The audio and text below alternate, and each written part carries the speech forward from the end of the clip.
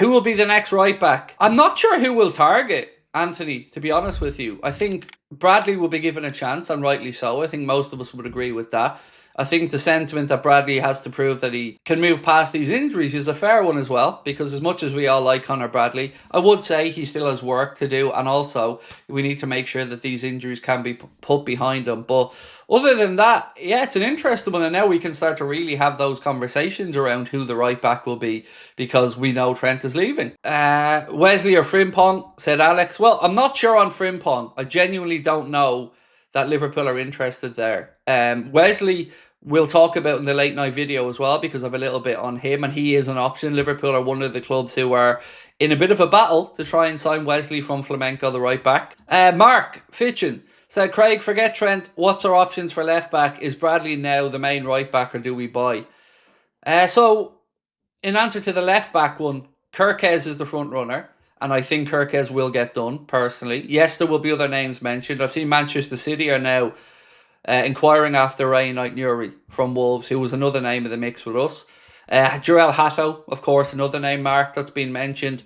I'm just wondering whether Hatto and Kirkes come in, because I feel like we may see movement in the centre-back area. And at right-back, mate, other than Wesley, I really don't know at this point, because I've tried to not look into the right-back situation until we got the 100% confirmation that Trent's departing. So I promise you over the next week or two I'll start digging a lot more on that one. But thank you, my man, appreciate you. Michael Howell said, do you think there's a chance we could double dip in the transfer market at centre back and use Gomez and potentially Endo as Bradley cover? So for me, I'm intrigued by what happens with Canade's contract, and of course I want Ibu to stay, but let's assume that we get Canade's contract sorted just for a minute.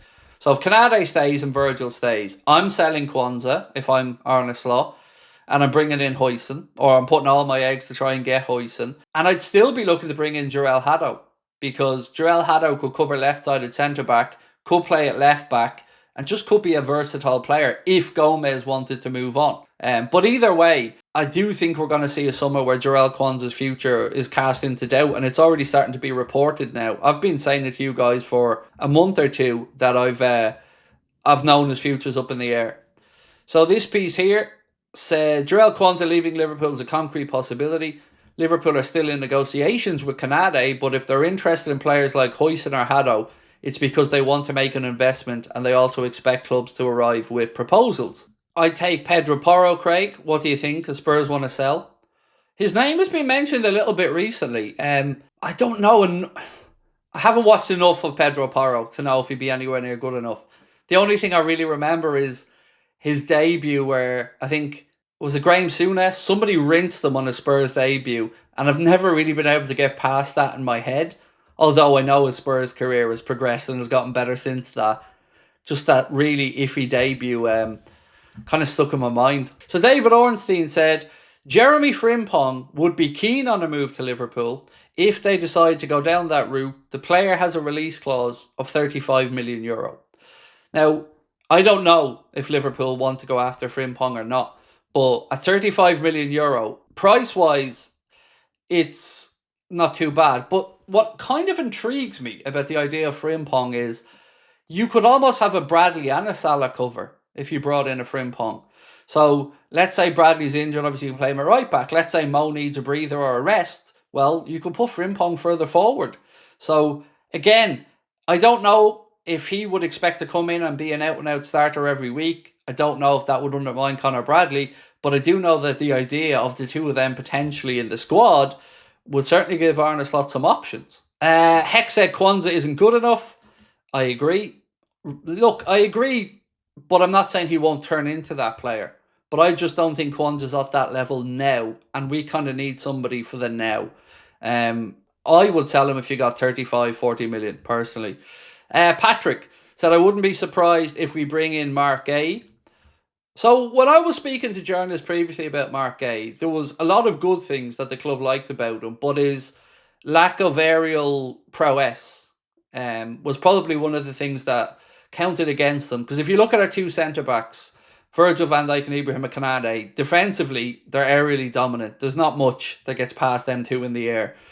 But I think Mark Gay is a little bit lacking in that metric. But lots of other boxes ticked with Mark Gay. And the fact that he's 1 year to go in his Palace contract would certainly mean this might be the summer he moves somewhere. I don't trust their owners to sort out everything we'll need now. Right back, left back, centre back, striker, and possibly a defensive midfielder. I don't know what to no, how do I say this? I don't know what's going to happen in the summer, but I do expect Tobias to still feel short by the end of the season. I don't mean my lacking in height. I mean, I still feel like I'm going to feel like our squad is short, because they've never had a window where we've gone out and done business where we've all said, well, that's the squad boxed off now. But we have a chance to do it this summer, and 4 or 5 good additions and we are set. So, as I said all the way through, I'm trying to be fair, and I'll believe it when I see it. Hi Craig, I'm not here to talk about Trent. He'll regret his decision. Let's talk about Trent's successor, Jeremy Frimpong. He'll come to us and will be a star, mark my words, mate. Well, his name was mentioned there today, so let's wait and see. If I could just pick somebody myself, if I could just go out there into the Premier League and grab somebody, I'd probably look at Tino Livramento, but I don't think he's going to be available. But I do like him at right back. I think he's a very good right back. Mark said, Kwanzaa was absolutely shocking on Sunday. For me, he's done as a Liverpool player, simply not good enough. I think the comment from somebody in the chat about confidence earlier on was spot on. I think that when he's confident, he looks like the business. He looks fine. But whenever there's a bit of a wobble, that he seems to fall apart. And look, I don't hold him responsible for the own goal. Virgil kicked it off and not much he could do there. But actually on that, let me read you out something from Ian Doyle of The Echo. Because, well, to me this summarises why I've no respect for him as a journalist or the work that he does. Let me read this out to you. So before he starts cry arson about this being taken out of context, let me just say this is a small piece of a piece that he wrote. And it said, and it was about Kwanzaa, this section of it. He said, there was nothing he could do about Virgil van Dijk blasting a clearance against him from close range. Absolutely agree with that. Nothing he could do about that. But the next part is what absolutely made me laugh. While an undercooked pass from substitute Dominic Szoboszlai left Kwanzaa no option but to foul Moise Caicedo. Professional journalist just wrote that the undercooked pass from Dominic Szoboszlai left Kwanzaa with no option other than to foul Caicedo. The Caicedo that was running away from goal to the byline.